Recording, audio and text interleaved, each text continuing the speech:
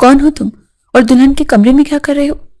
یہ وہ آواز تھی جس نے کمرے میں چھائی پرسکون خاموشی کو کسی شیشے کی طرح کرچی کرچی کر دیا تھا۔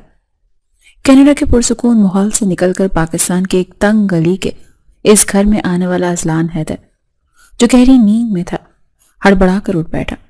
اس کی آنکھوں میں ابھی نیند کا خمار باقی تھا، مگر سامنے کھڑی زہرہ تائی کا بھیانک روپ دیکھ کر اس کا ذہن ایک دم چوکنا ہو گیا۔ اس سے پہلے وہ کوئی جواب دیتا یا صورتحال کو سمجھتا، باتھ روم کا دروازہ کھلا اور آیت گیلے بالوں میں تولیہ لپیٹے باہر نکلی۔ اس کے تو وہم و گمان میں بھی نہیں تھا کہ کمرے میں اس کے علاوہ بھی کوئی موجود ہے۔ بیڈ پر اذلان کو بیٹھے دیکھ کر اس کے قدم وہیں جم گئے اور چہرے کا رنگ ہلدی کی طرح زرد پڑ گیا۔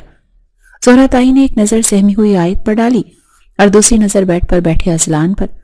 ان کی آنکھوں میں ایک شاطرانہ چمک ابھری، جیسے انہیں وہ موقع مل گیا ہو جس کی انہیں برسوں سے تلاش تھی۔ یہ لڑکا ساری رات اس کے کمرے میں تھا؟ میں تو شروع ہی سے کہتی تھی کہ اس لڑکی کے لچھن ٹھیک نہیں ہے۔ تائی کی آواز کا والیوم اتنا اونچا تھا کہ باہر صحن میں موجود تمام مہمان اور گھر والے وہاں جمع ہونا شروع ہو گئے۔ اذلان تیزی سے بیڈ سے اترا اور آگے بڑھا۔ آنٹی، آپ غلط سمجھ رہی ہیں، میں تو بس رہنے دو۔ تائی نے ہاتھ کے اشارے سے اسے روکا اور جمع ہونے والے ہجوم کو طرف گھوم گئی۔ ان کے لہجے میں زہر ہی زہر تھا۔ دیکھ لو سب لوگ، یہ ہے میرے جیٹھ کی پاک دامن بیٹی، ابھی بارات آئی نہیں اور اس نے پہلے ہی اپنا منہ کالا کر لیا۔ آیت کا سانس لینے میں اٹک گیا۔ آیت کا سانس سینے میں اٹک گیا۔ وہ نفی میں سر ہلاتی ہوئی اپنی ماں کی طرف دیکھ رہی تھی، جو دروازے پر کھڑی بت بنی یہ سب دیکھ رہی تھی۔ یہ کہانی یہاں تک کیسے پہنچی؟ یہ طوفان اٹھنے سے محض 2 دن پہلے کی بات ہے، جب اذلان حیدر پہلی بار کینیڈا سے پاکستان آیا تھا۔ لاہور کے ایئرپورٹ سے نکلتے ہوئے اذلان نے اپنے موبائل پر بابا کا بھیجا ہوا ایڈریس چیک کیا۔ وہ یہاں نہیں آنا چاہتا تھا، لیکن بابا کی بیماری اور ان کی ضد کے آگے وہ بے بس ہوا تھا۔ اذلان بیٹا، میری بہن غریب ضرور ہے مگر اس کی غیرت بہت بڑی ہے۔ میں بیماری کی وجہ سے سفر نہیں کر سکتا، مگر تم جاؤ، میری بھانجی کی شادی ہے اور تم میری نمائندگی کرو گے، اور خبردار جو ہوٹل میں ٹھہرے، رہنا تمہیں پپو کے ہی گھر پہ ہوگا۔ بابا کے الفاظ اس کے کانوں میں گونج رہے تھے جب ٹیکسی ڈرائیور نے اسے ایک پسماندہ علاقے کی تنگ گلی کے باہر اتارا تو اذلان نے گہری سانس لی، جس کا پاکستان کا پہلا تجربہ تھا۔ گھر کا دروازہ کھلا تو سامنے ایک ادھیڑ عمر خاتون کھڑی تھی، جن کے چہرے پر زمانے کی سختی واضح تھی، مگر آنکھوں میں بے پناہ شفقت تھی۔ یہ رضیہ پھپھو تھی۔ اذلان بیٹا، تم آ گئے؟ رضیہ بیگم کی آنکھوں میں آنسو امڑ آئے۔ انہوں نے آگے بڑھ کر اذلان کا ماتھا چوما۔ میرے بھائی کی نشانی، بالکل بھائی صاحب جیسا قد کاٹ ہے۔ آؤ نا، بیٹھو، اندر آؤ۔ اذلان جھک کر ان سے ملا اور اپنا سامان لے کر اندر داخل ہوا۔ گھر چھوٹا تھا مگر صاف ستھرا۔ صحن میں شادی کی ہلکی پھلکی تیاریاں چل رہی تھی۔ سفر کیسا رہا بیٹا؟ تھک گئے ہوگے تم؟ رضیہ بیگم نے اس کے ہاتھ سے بیگ لینے کی کوشش کی تو اذلان نے مسکرا کر منع کر دیا۔ نہیں پپو، میں ٹھیک ہوں، بس بابا نے آپ کو بہت سلام بھیجا ہے۔ اذلان نے نرمی سے کہا اور چارپائی پر بیٹھ گیا۔ ابھی وہ پانی پی ہی رہا تھا کہ کمرے سے ایک لڑکی باہر نکلی۔ سادہ سا شلوار قمیص، سر پر دوپٹہ اور چہرے پر بلا کی معصومیت۔ وہ اذلان کو دیکھ کر ٹھٹک گئی اور فوراً دوپٹہ درست کیا۔ آیت بیٹا، آؤ ملو اپنے کزن سے۔ یہ اذلان بھائی ہیں تمہارے؟ پپو نے اسے آواز سے۔ آیت جھجکتے ہوئے آگے بڑھی اور دھیمی آواز میں سلام کیا۔ السلام علیکم۔ وعلیکم السلام۔ اذلان نے اسے غور سے دیکھا۔ وہ بمشکل 17-18 سال کی لگ رہی تھی۔ جب آیت چائے بنانے کچن میں گئی تو اذلان سے رہا نہ گیا۔ پپو، یہ تو بہت چھوٹی ہے، ابھی تو اس کے پڑھنے کی عمر ہے، آپ اتنی جلدی شادی کیوں کر رہی ہیں اس کی؟ رضیہ بیگم کے چہرے پر ایک سایہ سا لہرا گیا۔ انہوں نے اپنی چادر کا کونا مروڑتے ہوئے نم آواز میں جواب دیا، کیا کروں بیٹا، بیوہ عورت ہوں اور صحت بھی اب جواب دے رہی ہے۔ اس کے تائے کا بیٹا ہے احسن، رشتہ بچپن کا طے ہے، بس چاہتی ہوں میری زندگی میں یہ اپنے گھر کی ہو جائے، زمانے کا کیا بھروسہ۔ اذلان خاموش ہو گیا، اسے آیت سے دلی ہمدردی محسوس ہوئی۔ وہ اتنی چھوٹی عمر میں گھر گھرستی کی چکی میں پسنے جا رہی تھی۔ اگلے 2 دن گھر میں خوب گہما گہمی رہی۔ اذلان نے نوٹ کیا کہ آیت کی ہونے والی ساس یعنی زہرہ تائی کا رویہ انتہائی حاکمانہ اور تلخ تھا۔ وہ بات بات پر آیت اور رضیہ پپو کو تانے دیتی تھی۔ مہندی کی رات تھی، تائی نے بلند آواز میں سب کے سامنے کہا، ہم تو بس احسان کر رہے ہیں اس یتیم لڑکی کو اپنا کر، ورنہ میرے احسن کے لیے تو لاکھوں رشتے ہیں۔ آیت ایک کونے میں سر جھکائے بیٹھی تھی اور اس کی آنکھوں میں تیرتے آنسو دیکھ کر اذلان کا خون کھول اٹھا تھا۔ اسے وہیں کھڑے کھڑے تائی کو ٹوکنا چاہا مگر پھپھو نے اس کا ہاتھ دبا کر خاموش کروا دیا۔ صبر بیٹا، بیٹی والے سہنا پڑتا ہے۔ یہ جملہ اذلان کے دل پر تیر کی طرح لگا۔ کیسا معاشرہ ہے یہ جہاں بیٹی ہونا جرم سمجھا جاتا ہے۔ اور پھر وہ صبح آئی جب بارات آنی تھی۔ اذلان اپنی عادت کے مطابق صبح سویرے جاگنگ کے لیے نکل گیا۔ کینیڈا میں اس کی روٹین تھی اور یہاں بھی اسے ترک نہیں کرنا چاہتا تھا۔ جب وہ 1 گھنٹے کے بعد واپس آیا تو پسینے میں شرابور تھا۔ اسے شدید ضرورت تھی کہ وہ شاور لے اور کپڑے بدلے۔ وہ سیدھا اپنے کمرے کی طرف گیا مگر دروازہ اندر سے لاک تھا۔ اس نے دستک دی مگر کوئی جواب نہ ملا۔ بیچارے بیٹیاں وہاں کوئی مہمان کپڑے بدل رہے۔ گھر چھوٹا ہے نا، اس لیے رش زیادہ ہو گیا ہے۔ پھپھو نے کچن سے آواز دی۔ اذلان جھنجھلا گیا۔ اسے پسینے سے الجھن ہو رہی تھی۔ اس کی نظر ساتھ والے کمرے پر پڑی جس کا دروازہ نیم وا تھا۔ وہ آیت کا کمرہ تھا جسے دلہن کے لیے سجایا گیا تھا، لیکن اس وقت وہاں کوئی نہیں تھا۔ میں تھوڑی دیر یہاں بیٹھ جاتا ہوں، جب میرا کمرہ خالی ہوگا تو چلا جاؤں گا، اس نے سوچا اور آیت کے کمرے میں چلا گیا۔ کمرہ خالی اور ٹھنڈا تھا۔ وہ بیڈ کے کنارے پر بیٹھا انتظار کرنے لگا۔ رات بھر کے جاگے ہوئے اور جاگنگ کی تھکاوٹ نے اپنا اثر دکھایا۔ اس نے سوچا بس 2 منٹ آنکھیں موند لے، لیکن اسے پتہ ہی نہیں چلا کہ کب نیند کی وادیوں میں اتر گیا۔ اسے خبر نہیں تھی کہ اس کمرے سے ملحقہ واش روم میں آیت موجود ہے جو بارات کی تیاریوں سے پہلے نہانے گئی تھی، اور پھر وہی ہوا جس کا ذکر شروع ہوا۔ دروازہ کھلا اور زہرہ تائی کسی کام سے اندر داخل ہوئی۔ سامنے کا منظر دیکھ کر ان کے دماغ میں شیطان نے سرگوشی کی۔ وہ آیت کو پسند نہیں کرتی تھی اور اسے گھر سے نکالنے کا اس سے بہترین موقع اور کوئی نہیں ہو سکتا تھا۔ اے لڑکے، کون ہو تم؟ اور دلہن کے کمرے میں کیا کر رہے ہو؟ تائی کی چیخو پکار جاری تھی۔ اب تک گھر کے تمام مرد بشمول آیت کے تایا اور ہونے والے دلہا احسن بھی وہاں پہنچ چکے تھے۔ بھابھی، خدا کا خوف کریں، اذلان میرا بھتیجا ہے، وہ غلطی سے یہاں آ گیا ہوگا۔ رضیہ پھپھو نے روتے ہوئے ہاتھ جوڑے۔ غلطی سے؟ تائی نے حقارت سے ہنستے ہوئے آیت کی طرف اشارہ کیا۔ دیکھو ذرا اس کی حالت، ابھی نہا کر نکلی ہے اور یہ لڑکا یہاں اس کے بیڈ پر لیٹا ہے۔ کیا ثابت کرنے کی کوشش کر رہی ہو رضیہ؟ یہ دونوں رات بھر یہاں تھے۔ آیت کا چہرہ آنسوں سے بھیگ چکا تھا۔ اس نے تڑپ کر اپنے تائے کی طرف دیکھا۔ تائے ابا، اللہ کی قسم میں نہیں جانتی تھی کہ یہ یہاں ہے، میں تو… چپ کر بے حیا۔ تائے نے آگے بڑھ کر ایک زوردار تھپڑ آیت کے منہ پر مارا۔ تھپڑ کی گونج پورے کمرے میں سنائی دی۔ آیت لڑکھڑا کر زمین پر گر پڑی۔ اس کے گال پر انگلیوں کے نشان ابھر آئے۔ اذلان کا ضبط جواب دے گیا۔ وہ تیزی سے آگے بڑھا اور آیت اور تائے کے درمیان حائل ہو گیا۔ خبردار جو اب کسی نے اس پر ہاتھ اٹھایا۔ شرم نہیں آتی آپ لوگوں کو؟ ایک معصوم لڑکی پر اتنا گھٹیا الزام لگاتے ہوئے؟ میں قسم کھا کر کہتا ہوں کہ میں بس تھکاوٹ کی وجہ سے یہاں کر لیٹا تھا اور میری آنکھ لگ گئی، مجھے نہیں پتا تھا کہ واش روم میں ہے۔ ہاں ہاں، تم تو طرفداری کرو گے ہی، تائی نے زہر خوند لہجے میں کہا۔ تم دونوں نے مل کر میرے بیٹے کی زندگی برباد کرنے کا منصوبہ بنایا تھا۔ اچھا ہوا شادی سے پہلے ہی تمہارے کرتوت کھل گئے۔ میں ایسی بدچلن لڑکی کے لیے اپنے بیٹے کی بارات تو ہرگز نہیں لاؤں گی۔ احسن جو اپنی ماں کا تابع فرمان تھا چپ چاپ کھڑا رہا۔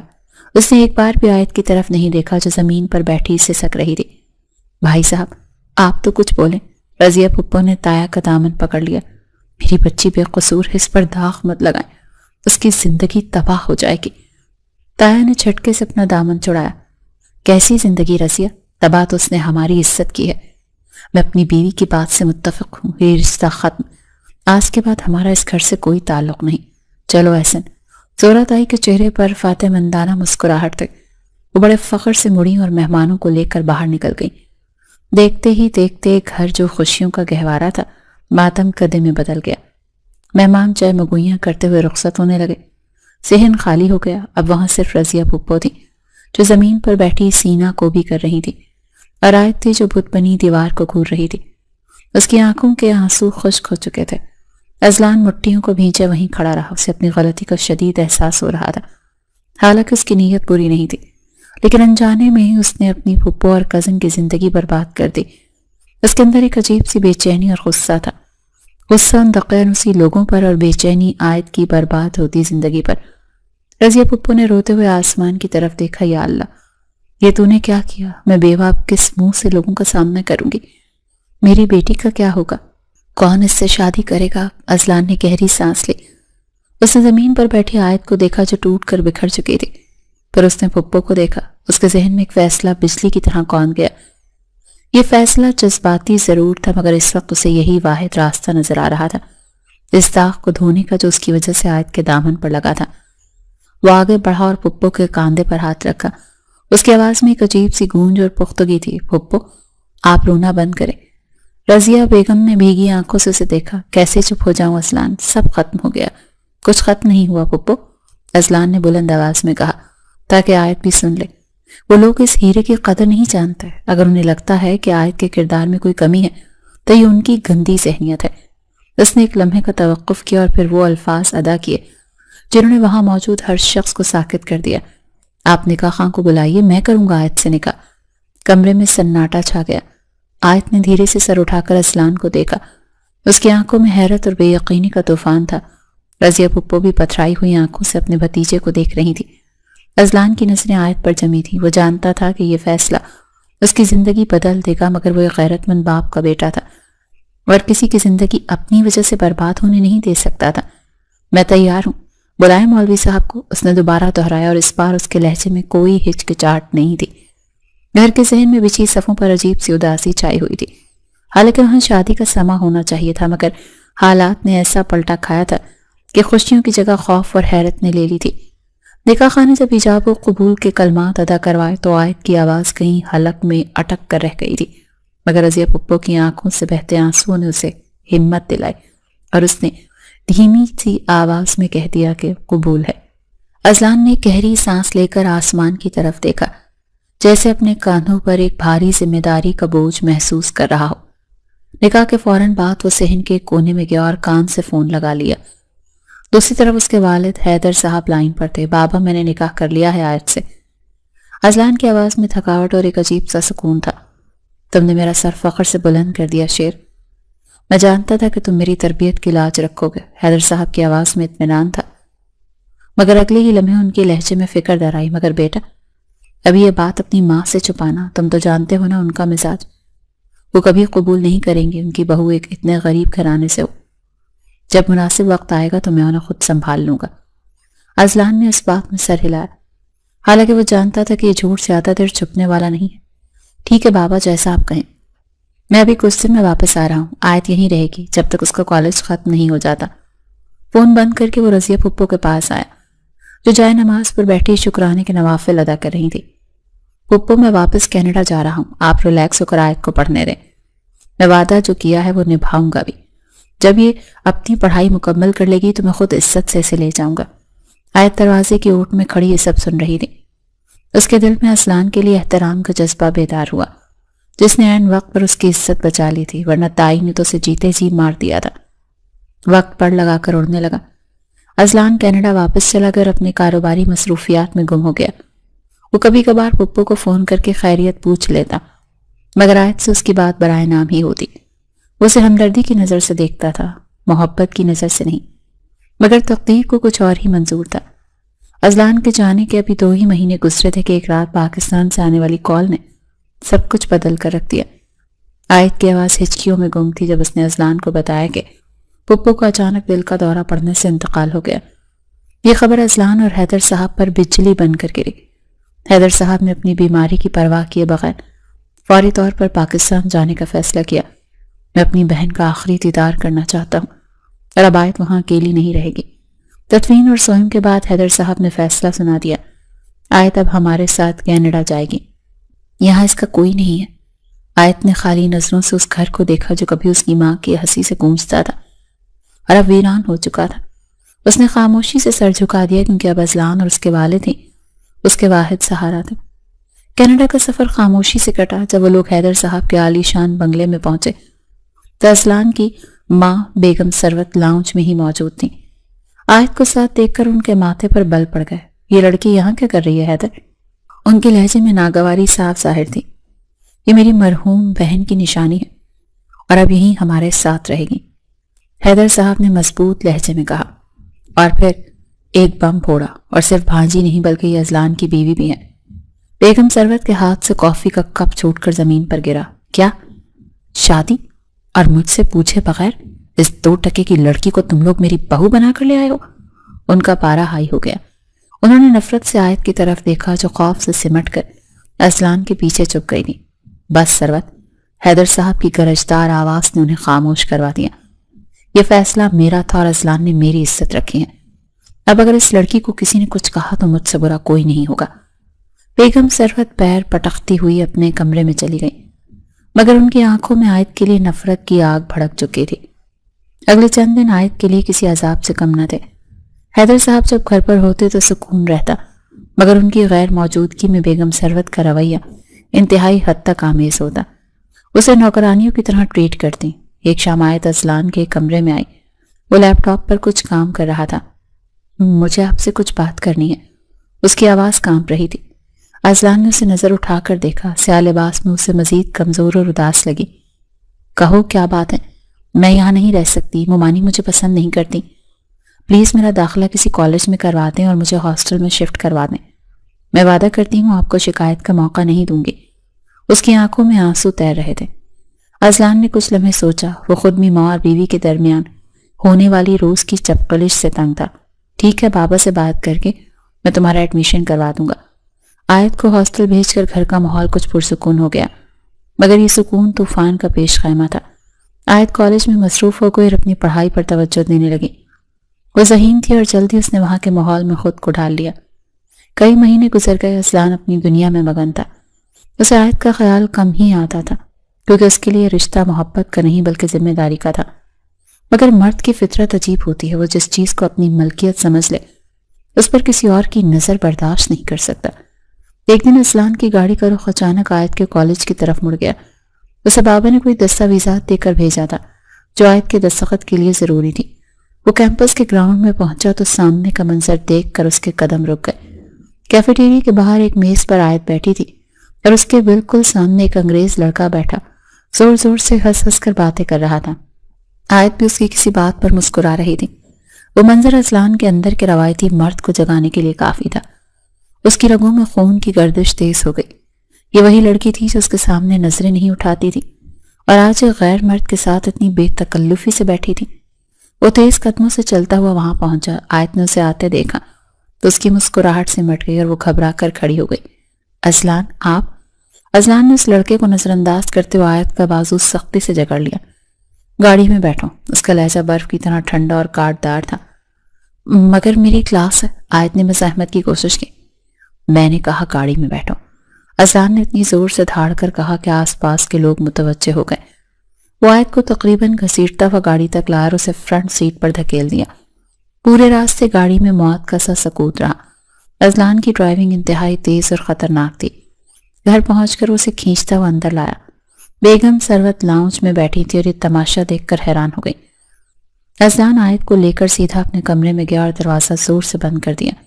یہ کیا تماشا تھا وہاں؟ اس نے عائد کو چھوڑا تو وہ لڑ کھڑا کر صوفے پر گری۔ کون سا تماشا؟ وہ میرا کلاس فیل ہوا ہے، ہم بس اسائنمنٹ ڈسکس کر رہے تھے۔ عائد نے اپنی صفائی دینے کی کوشش کی، حالانکہ وہ اندر سے کانپ رہی تھی۔ Shut up! اذلان نے ایک زوردار تھپڑ اس کے چہرے پر رسید کیا۔ عائد کو دن میں تارے نظر آ گئے اور وہ گال پر ہاتھ رکھ کر اسے پھٹی پھٹی آنکھوں سے دیکھنے لگی۔ اسائنمنٹ ڈسکس ہو رہی تھی یا دانت دکھائے جا رہے تھے؟ بھول گئی ہو کہ تم ایک شادی شدہ عورت ہو، میری عزت ہو۔ اذلان کا چہرہ غصے سے سرخ ہو رہا تھا۔ آج کے بعد تمہارا کالج جانا بند، گھر پر رہو گی۔ اذلان نے فیصلہ سنا دیا۔ عائد کا ضبط بھی ٹوٹ گیا۔ اس نے روتے ہوئے چیخ کر کہا، آپ کون ہوتے ہیں مجھے روکنے والے؟ ماموں نے میرا داخلہ کروایا ہے، آپ کی ہمدردی مجھے نہیں چاہیے۔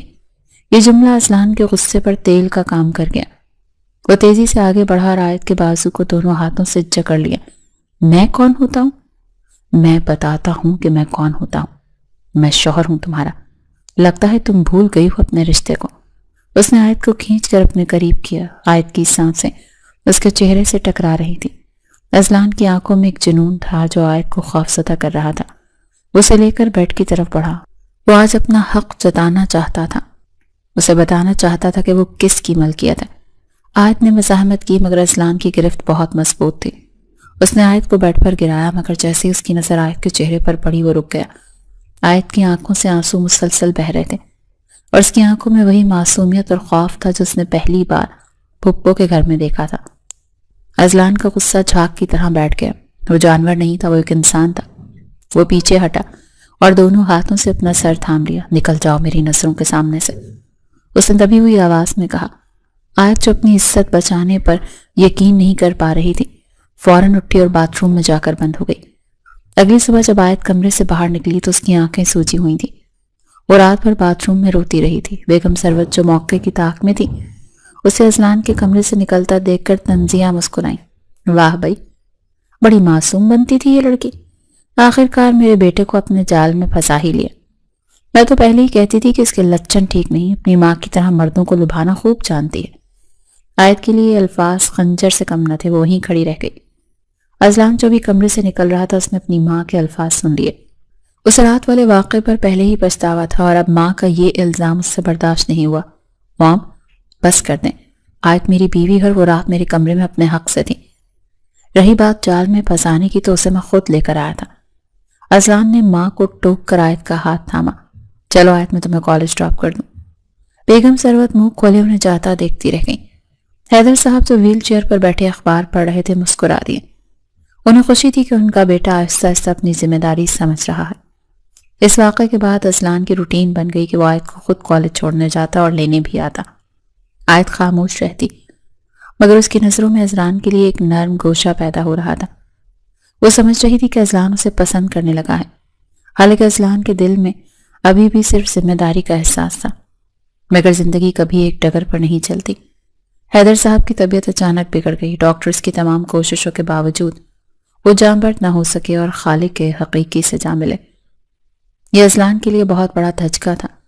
وہ باپ جو اس کا دوست بھی تھا اور رہنما بھی چلا گیا تھا، مگر آیت کے لیے اس کی آخری پناہ گاہ کا چھت گرنے جیسا تھا۔ حیدر صاحب ہی تھے جو بیگم ثروت کے سامنے اس کی ڈھال بنے ہوئے تھے۔ باپ کے انتقال کے بعد ابھی کچھ دن ہی گزرے تھے کہ بیگم ثروت نے اپنے اصلی رنگ دکھانا شروع کر دیے۔ ایک رات وہ اذلان کے کمرے میں آئی اور فیصلہ کن انداز میں بولی، اذلان، اب بہت ہو گیا۔ تمہارے باپ کی وجہ سے میں خاموش تھی، مگر اب میں اس منحوس لڑکی کو مزید برداشت نہیں کر سکتی۔ مام پلیز، ابھی ڈیڈ کو گئے ہوئے کچھ ہی دن ہوئے ہیں۔ اذلان نے تھکے ہوئے لہجے میں کہا، مجھے کچھ نہیں سننا۔ یہ لڑکی اسی ہفتے پاکستان واپس جائے گی۔ میں اسے اپنی بہو تسلیم نہیں کرتی اور نہ ہی کبھی کروں گی۔ بیگم ثروت نے دو ٹوک الفاظ میں کہا، وہ میری بیوی ہے مام، میں اسے ایسے کیسے چھوڑ دوں؟ وہ کہاں جائے گی پاکستان میں؟ اذلان نے دلیل دی، اگر تم نے اسے واپس نہیں بھیجا تو میں یہ گھر چھوڑ کر چلی جاؤں گی، پھر تم رہنا اپنی اس چہیتی کے ساتھ، فیصلہ تمہارا ہے۔ ماں چاہیے یا یہ 2 ٹکے کی لڑکی؟ یہ کہہ کر وہ کمرے سے نکل گئی۔ اذلان سر پکڑ کر بیٹھ گیا۔ وہ بری طرح سے پھنس چکا تھا۔ ایک طرف اس کی ماں تھی جو اس کے لیے واحد خونی رشتہ بچا تھا، اور دوسری طرف آیت تھی جو بے قصور تھی۔ کمرے کے باہر کھڑی آیت نے یہ سب سن لیا۔ اس نے اپنے منہ پر ہاتھ رکھ کر اپنی چیخ روکی۔ اس کی آنکھوں میں ویرانی چھا گئی۔ کیا اس کی قسمت میں صرف دھتکارا جانا ہی لکھا تھا؟ اذلان نے فیصلہ کر لیا، وہ اپنی ماں کو کھونا نہیں چاہتا تھا۔ اس نے سوچا وہ آیت کو پاکستان بھیج دے گا اور وہاں اس کے لیے ہر آسائش مہیا کر دے گا، مگر ماں کے سامنے اسے نہیں رکھ سکتا تھا۔ لیکن اس نے یہ بات آیت کو بتانے کی ہمت نہیں کی کہ وہ اسے ہمیشہ کے لیے بھیج رہا ہے۔ اس نے ٹریول ایجنٹ کو کال کر کے آیت کی ٹکٹ بک کروائی اور پھر آیت کے پاس آیا۔ آیت، کل تمہاری فلائٹ۔ آیت کا دل ڈوب گیا۔ وہ سمجھ گئی کہ اذلان نے ماں کو چن لیا ہے۔ اس نے خاموشی سے سر چکا دیا، ٹھیک ہے۔ لیکن اذلان کے دماغ میں کچھ اور ہی چل رہا تھا۔ فلائٹ سے 1 رات پہلے وہ آیت کے کمرے میں آیا۔ اس کی نظروں میں ایک عجیب سی چمک تھی۔ وہ جانے سے پہلے اپنے رشتے کی تکمیل چاہتا تھا، شاید اس لیے کہ وہ خود کو یقین دلا سکے کہ آیت صرف اس کی ہے۔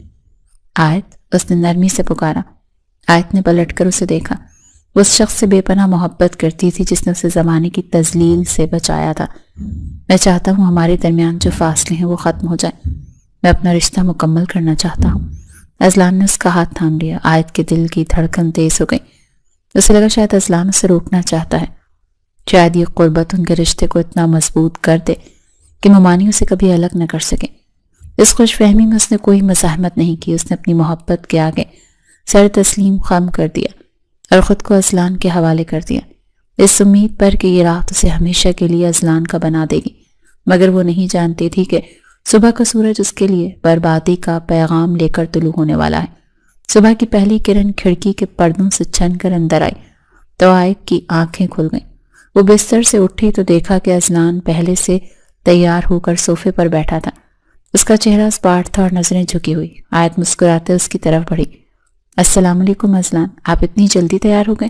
آج آفس نہیں جانا کیا؟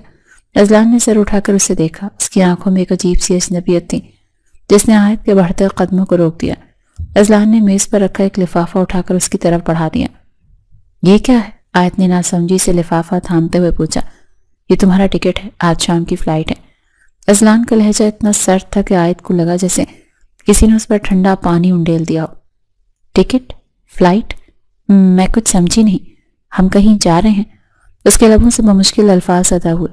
ہم نہیں آیت، صرف تم جا رہی ہو پاکستان۔ اذلان نے نظریں چراتے ہوئے کہا، مام تمہیں یہاں برداشت نہیں کر سکتی۔ میں مزید گھر میں فساد نہیں چاہتا۔ میں وہاں تمہاری رہائش کا انتظام کر دیا ہے۔ تم وہاں جا کر اپنی زندگی سکون سے گزار سکتی ہو۔ میں تمہارا خرچ بھیجتا رہوں گا۔ آیت کے ہاتھوں سے لفافہ چھوٹ کر زمین پر گر گیا۔ اسے اپنے کانوں پر یقین نہیں آ رہا تھا۔ تو جو کل رات ہوا وہ کیا تھا؟ وہ سب جھوٹ تھا؟ اس کی آواز میں آنسوں کی نمی گھل گئی۔ وہ ایک کمزوری تھی، ایک غلطی سمجھ لو یا جذبات کی رو۔ اذلان نے پتھر لہجے میں کہا، حالانکہ اندر سے وہ خود کو کوس رہا تھا، مگر وہ مجبور تھا۔ ماں کے گھر چھوڑنے کی دھمکی نے اسے بے بس کر دیا تھا۔ آیت کی آنکھوں میں تیرتے آنسو یکدم خشک ہو گئے۔ اس کے اندر کچھ ٹوٹ گیا۔ وہ محبت جو اس کے دل میں اذلان کے لیے معجزن تھی، پل بھر میں نفرت اور حقارت میں بدل گئی۔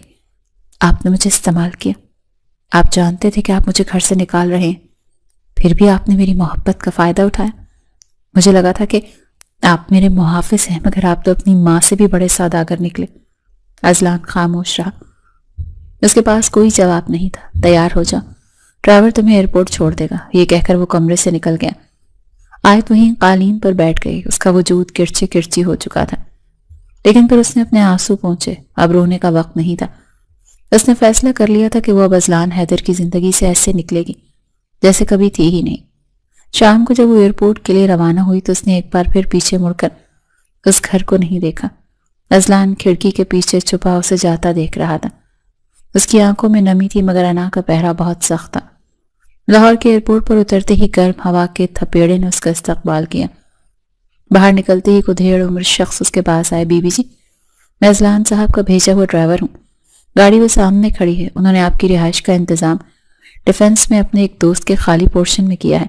چلیے۔ آیت نے اس شخص کو دیکھا اور پھر اپنے فون کی طرف۔ اس نے سم نکال کر وہیں کوڑے دان میں پھینک دی۔ میں نہیں جانتی کسی اذلان صاحب کو، اور نہ ہی مجھے ان کی کسی خیرات کی ضرورت ہے۔ بی بی جی، مگر صاحب نے سختی سے حکم دیا ہے۔ ڈرائیور نے اصرار کیا۔ جاؤ کہہ دینا اپنے صاحب سے کہ آیت مر گئی۔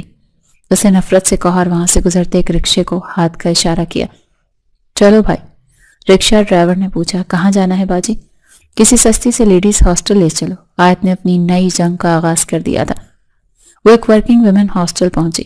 وارڈن ایک سخت گیر خاتون تھی، مگر آیت کی حالت دیکھ کر اسے ترس آ گیا۔ اسے ایک چھوٹا سا کمرہ مل گیا۔ اگلے چند دن آیت کے لیے بہت کٹھن تھے۔ اس نے شہر کے کئی دفاتر میں نوکری کے لیے درخواستیں دی۔ وہ اذلان کے پیسے پر ایک لمحہ بھی زندہ نہیں رہنا چاہتی تھی۔ دوسری طرف کینیڈا میں اذلان بے چین تھا۔ اس نے کئی بار آیت کے نمبر پر کال کی، مگر نمبر بند جا رہا تھا۔ اس کی تشویش بڑھتی جا رہی تھی۔ آخرکار اس نے لاہور میں اپنے قریبی دوست دانیال کو فون کیا۔ یار دانیال، آیت کا نمبر بند ہے، وہ اس گھر میں بھی نہیں پہنچی جہاں میں نے انتظام کیا تھا۔ خدا کے لیے پتہ لگاؤ کہ وہ کہاں ہے، مجھے بہت فکر ہو رہی ہے۔ اذلان کی آواز میں گھبراہٹ تھی۔ دانیال نے 2 دن بعد اسے خبر دی، اذلان وہ ایک ہاسٹل میں رہ رہی ہے، میں نے پتہ کروا لیا ہے، وہ خیریت سے ہے، لیکن یار وہ تم سے بہت شدید نفرت کرتی ہے۔ اس نے تمہارے بھیجے ہوئے بندے کو صاف انکار کر دیا تھا۔ اذلان نے گہری سانس لی، کم از کم وہ محفوظ تو تھی۔ دانیال، ایک کام کرو، اسے نوکری کی سخت ضرورت ہوگی۔ میرا کوئی بھی ریفرنس استعمال کیے بغیر اسے کسی اچھی جگہ جاب دلوا دو۔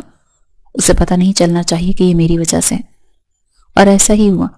آیت ایک ملٹائی نیشنل کمپنی میں انٹرویو کے لیے گئی تو اسے امید نہیں تھی کہ اسے اتنی آسانی سے جاب مل جائے گی، مگر مینیجر نے اسے فوراً ہائر کر لیا۔ یہ سب پس پردہ اذلان کی ہدایات پر ہو رہا تھا، مگر آیت اپنی محنت اور قابلیت سمجھ کر مطمئن تھی۔ ہاسٹل کی زندگی آسان نہیں تھی، وارڈن سخت تھی اور سہولیات کم، مگر آیت نے شکایت نہیں کی۔ وہ دن رات محنت کرتی اور تھک کر سو جاتی تاکہ اسے ماضی یاد نہ آئے۔ ادھر اذلان روزانہ دانیال کو فون کر کے آیت کی خیریت دریافت کرتا۔ آج اس نے کھانا کھایا؟ ہاں یار، وارڈن سے بات ہوئی تھی، وہ ٹھیک ہے۔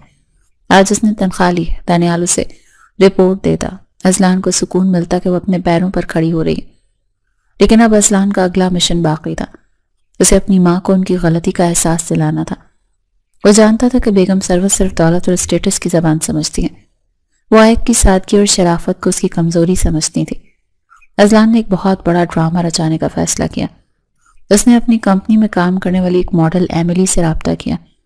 ایملی ایک منہ پھٹ اور آزاد خیال انگریز لڑکی تھی جو پیسوں کے لیے کچھ بھی کر سکتی تھی. لڑکی سے ڈیل کرنے کے بعد ایک شام اذلان ایملی کا ہاتھ تھامے گھر میں داخل ہوا. بیگم سروت لاؤنج میں چائے پی رہی تھی. موم ملیے میری بیوی سے. ایملی اذلان حیدر. اذلان نے اسپاٹ لہجے میں بم پھوڑا. بیگم سروت کے ہاتھ سے چائے کا کپ چھلک گیا. کیا بکواس ہے، یہ کون ہے؟ اور وہ آیت کہاں؟ آیت کو تو میں نے آپ کے کہنے پر چھوڑ دیا. آپ کو وہ پسند نہیں تھی نا؟ آپ کہتی تھی وہ ہمارے اسٹیٹس کی نہیں ہے. تو لیجیے، میں لے آیا ہوں آپ کے اسٹیٹس کے مطابق بہو. ایملی ایک بہت بڑے بزنس ٹائکون کی بیٹی ہے. اب آپ خوش ہیں؟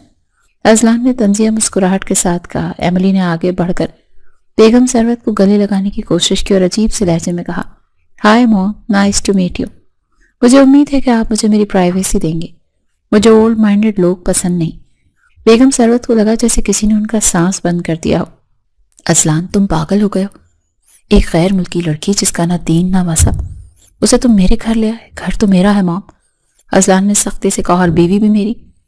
آپ کو تو بس اسٹیٹس چاہیے تھا نا، وہ میں لے آیا. اب آپ کو کوئی اعتراض نہیں ہونا چاہیے. چلو ایملی، میں تمہیں تمہارا کمرہ دکھا دوں. وہ ماں کو جلتا کڑتا چھوڑ کر ایملی کو لے کر اوپر چلا گیا. بیگم سروت سر پکڑ کر بیٹھ گئی. انہیں آیت کا معصوم چہرہ یاد آیا جو ہر بات پر جی ممانی کرتی تھی اور وہ اسے جھڑک دیتی تھی. اگلے چند دن گھر میں طوفان برپا رہا. ایملی نے گھر کا نقشہ بدلنا شروع کر دیا. اس نے بیگم سروت کے پسندیدہ فرنیچر کو یہ کہہ کر باہر پھینکوا دیا کہ یہ آؤٹ آف ڈیٹڈ ہے. ایملی نے کچن پر بھی قبضہ کر لیا. اس نے پاکستانی کھانے بننے بند کروا دیے. آج سے صرف کانٹیننٹل بنے گا. مجھے یہ تیل اور مسالے والے سالن کی بو پسند نہیں. اس نے حکم جاری کیا. بیگم سروت بھوکی رہ گئی کیونکہ انہیں ابلے ہوئے کھانے پسند نہیں تھے. رات کو جب وہ بھوک سے بے حال ہو کر کچن میں چھپ کر کچھ بنانے گئی تو ایملی نے انہیں دیکھ لیا. اوہ مائی گاڈ مام، آپ چوری چھپے کھانا بنا رہے ہیں. یہ کتنا ڈاؤن مارکیٹ لگتا ہے. اس نے زور زور سے ہنسنا شروع کر دیا. بیگم سروت کی آنکھوں میں آنسو آ گئے. انہیں وہ وقت یاد آیا جب آیت ان کے لیے اپنے ہاتھوں سے گرم روٹیاں بناتی تھی اور ان کی پسند کا خیال رکھتی تھی. انہیں اپنی غلطی کو شدت سے احساس ہونے لگا. ایک صبح ناشتے کی میز پر جب ایملی نے بیگم سروت کے لباس پر تنقید کی تو ان کے صبر کا پیمانہ لبریز ہو گیا. اذلان، میں مزید برداشت نہیں کر سکتی. نکالو اس لڑکی کو گھر سے، ابھی اور اسی وقت. انہوں نے میز پر ہاتھ مار کر کہا. تو اذلان نے اطمینان سے کافی کا گھونٹ بھرا. کس کس کو نکالوں مام؟ پہلی بیوی کو آپ کے کہنے پر نکالا، اب دوسری سے بھی آپ کو مسئلہ ہے. آپ چاہتی کیا ہیں آخر؟ میں کچھ نہیں جانتی. مجھے میرا سکون چاہیے. یہ لڑکی بدتمیز ہے، بےہودہ ہے. مجھے یہ نہیں چاہیے. بیگم سروت پھٹ پڑی. اذلان کا چہرہ سنجیدہ ہو گیا. اس نے کافی کا کپ رکھا اور ماں کی آنکھوں میں دیکھا. اگر یہ نہیں چاہیے تو پھر کون چاہیے؟ وہ آیت جسے آپ نے دھتکار دیا تھا، وہ جو آپ کی ہر بدتمیزی پر خاموش رہتی تھی. بیگم سروت کی آنکھوں سے آنسو جاری ہو گئے. ہاں وہ اس سے لاکھ درجے بہتر تھی. وہ شرافت والی تھی. وہ میرا ادب کرتی تھی. مجھ سے بہت بڑی غلطی ہو گئی اذلان. میں نے ہیرے کو ٹھکرا کر پتھر اٹھا لیا.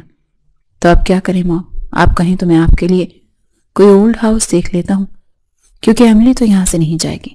اذلان نے آخری تیر چلایا. نہیں، میں کسی اولڈ ہاؤس نہیں جاؤں گی. میں پاکستان واپس جا رہی ہوں. مجھے اپنے وطن جانا ہے، اپنے لوگوں میں. وہاں کم از کم عزت تو ہوگی.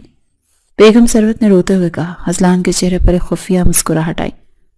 اس کا مقصد پورا ہو رہا تھا. ٹھیک ہے ماں، اگر آپ نے فیصلہ کر لیا ہے تو میں بھی آپ کے ساتھ چلتا ہوں. میں یہاں کا سارا بزنس سمیٹ رہا ہوں. ہم ہمیشہ کے لیے پاکستان شفٹ ہو رہے ہیں. بیگم سروت نے حیرت سے اسے دیکھا. ہمیشہ کے لیے؟ مگر تمہارا کاروبار سب کچھ آپ سے بڑھ کر نہیں ہے. میں اس بلا کو یعنی ایملی کو طلاق دے دوں گا، لیکن میری ایک شرط ہے. اذلان نے رک کر ماں کو دیکھا. کیا شرط؟ بیگم سروت نے بے چارگی سے پوچھا. ہم پاکستان جا رہے ہیں. میں آیت کو چھوڑ کر آپ کے ساتھ چلنے کو تیار ہوں، لیکن شرط یہ ہے کہ وہاں جا کر آپ آیت کو دل سے بہو تسلیم کریں گی اور اس سے معافی مانگیں گی. اسے وہی عزت دیں گی جو اس کا حق ہے. اذلان کی آواز میں حتمی فیصلہ تھا. بیگم سروت نے اس بات میں سر ہلا دیا. وہ ایملی کے عذاب سے اتنی تنگ آ چکی تھی کہ اب انہیں آیت رحمت لگ رہی تھی. مجھے منظور ہے، میں اس سے معافی مانگ لوں گی. بس مجھے اس عذاب سے نجات دلاؤ. اذلان نے سکون کا سانس لیا. اس نے ایملی کی طرف دیکھا اور آنکھ مار کر شکریہ کا اشارہ کیا. ایملی نے بھی مسکرا کر انگوٹھا دبایا. ڈرامہ کامیاب رہا. دوسری طرف لاہور میں آیت اپنی زندگی کی ایک نئی حقیقت سے آشنا ہو رہی تھی. گزشتہ چند دنوں سے اس کی طبیعت خراب رہ رہی تھی. چکر آنا اور متلی ہونا معمول بن گیا تھا. اس نے ہاسٹل کے قریب ایک کلینک سے ٹیسٹ کروایا. آج جب وہ رپورٹ لینے گئی تو لیڈی ڈاکٹر کے الفاظ نے اس کے پیروں تلے سے زمین نکال دی. مبارک ہو بی بی، آپ امید سے ہیں.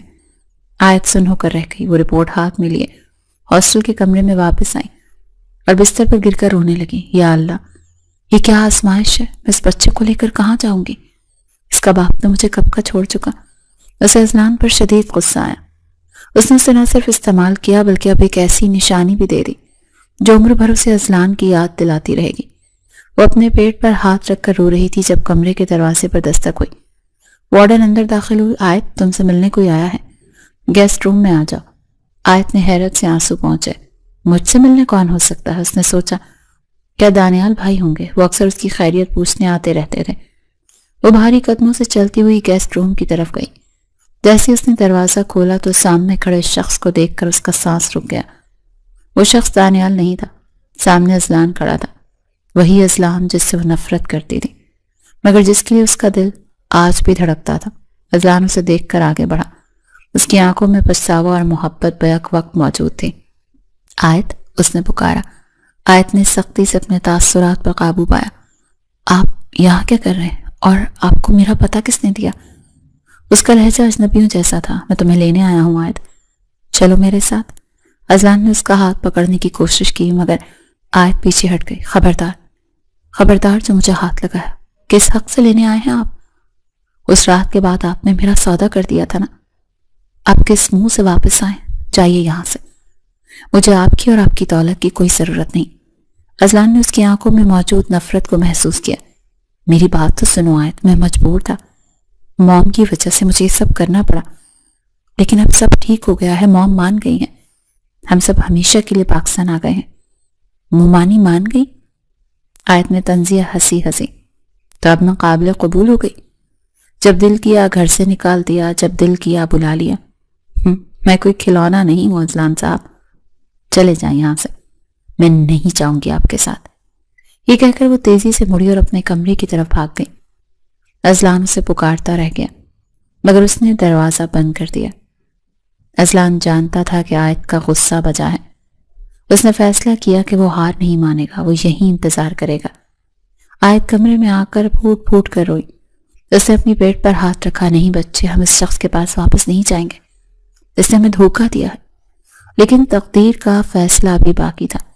اگلی صبح ایک نیا موڑ آنے والا تھا جو ان کی زندگیوں کو ہمیشہ کے لیے جوڑ دینے والا تھا. لاہور کی مسرور سڑک پر صبح کا شور و غل و عروج پر تھا. گاڑیوں کے ہارن اور رکشوں کی آوازوں نے ایک عجیب سی افراتفری مچا رکھی تھی.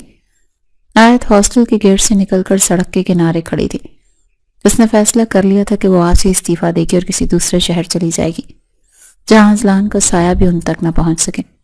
وہ اپنی اور اپنے بچے کی عزت نفس کا سودا نہیں کرنا چاہتی تھی. اب وہ ایک رکشے کو ہاتھ کا اشارہ کرنے ہی والی تھی کہ ایک سیاہ رنگ کی چمچماتی گاڑی تیزی سے اس کے قریب آ کر رکی. ٹائروں کی چنگھاڑ نے آس پاس کھڑے لوگوں کو متوجہ کر لیا. آیت نے گھبرا کر پیچھے قدم ہٹایا. اسے اندازہ ہو گیا تھا کہ یہ کون ہے.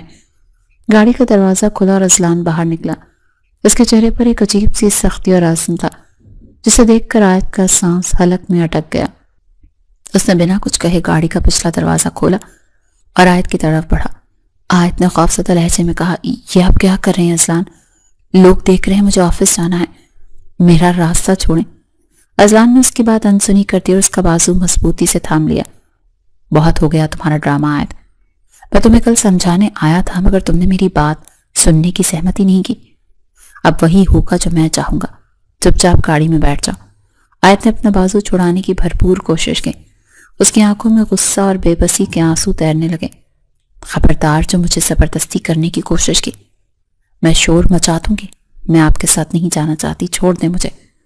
اذلان کا ضبط جواب دے گیا. اس نے ایک پل کے لیے آیت کی آنکھوں میں دیکھا اور پھر دانت پیستے ہوئے کہا، تم میری بیوی ہو آیت، کوئی غیر نہیں ہو. اور شوہر کو حق ہے کہ وہ اپنی ناراض بیوی کو جیسے چاہے منا لے اور منا کر لے جائے.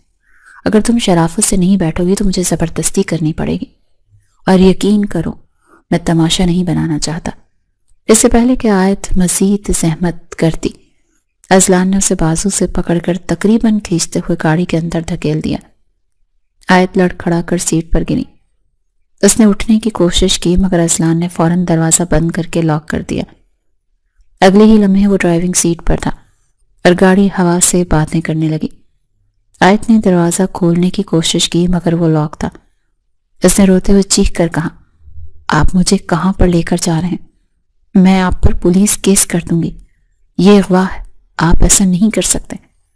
اذلان نے شیشے سے اس کا روتا ہوا چہرہ دیکھا تو اس کے دل میں ایک ٹیس سی اٹھی، مگر اس نے اپنا لہجہ سخت کر رکھا تھا کیونکہ وہ جانتا تھا کہ اس وقت نرمی دکھانا اسے کھو دینے کے مترادف ہوگا۔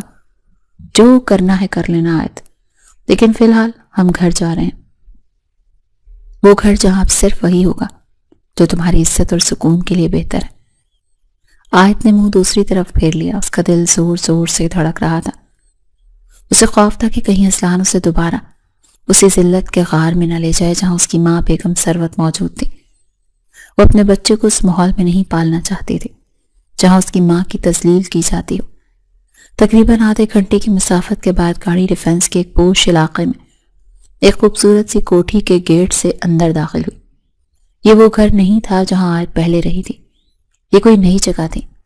گاڑی رکتے ہی اذلان نے باہر نکل کر آیت کی طرف کا دروازہ کھولا۔ اتر جاؤ، ہم پہنچ گئے ہیں۔ آیت بدھ بنی بیٹھی رہی، وہ اپنی جگہ سے ہلنے کو تیار نہیں تھی۔ اذلان نے گہری سانس لی اور جھک کر اس کا ہاتھ تھام لیا۔ اس بار اس کے لمس میں سختی کے بجائے ایک التجا تھی۔